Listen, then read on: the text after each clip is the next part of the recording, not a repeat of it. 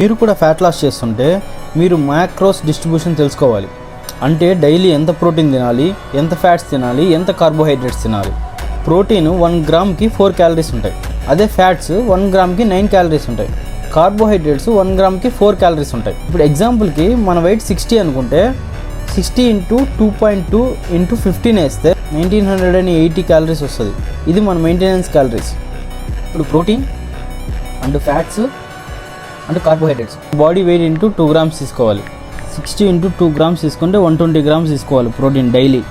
Protein మనం 120 grams into 4 calories, 1 గ్రామ్లో 4 calories ఉంటాయి కాబట్టి 4 క్యాలరీస్ తీసుకుంటే 480 క్యాలరీస్ వస్తాయి. మనం డైలీ 480 క్యాలరీస్ ప్రోటీన్ ద్వారా తీసుకోవాలి. ఇప్పుడు ఫ్యాట్స్ మన బాడీ వెయిట్ ఇంటూ 0.8 గ్రామ్స్ తీసుకోవాలి, అంటే 48 గ్రామ్స్ తీసుకోవాలి.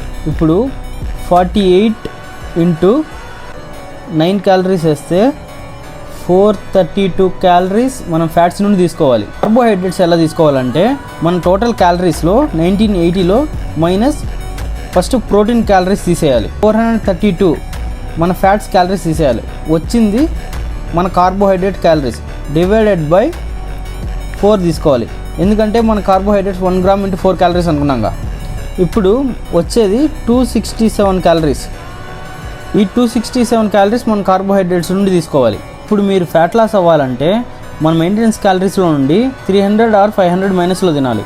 అదే మీరు గెయిన్ అవ్వాలంటే 200 ప్లస్ తినాలి ఆర్ 300 ప్లస్లో తినాలి. మోర్ ఇన్ఫర్మేషన్ కోసం ఫిట్ టు అవర్ పేజ్ని ఫాలో చేసుకోండి.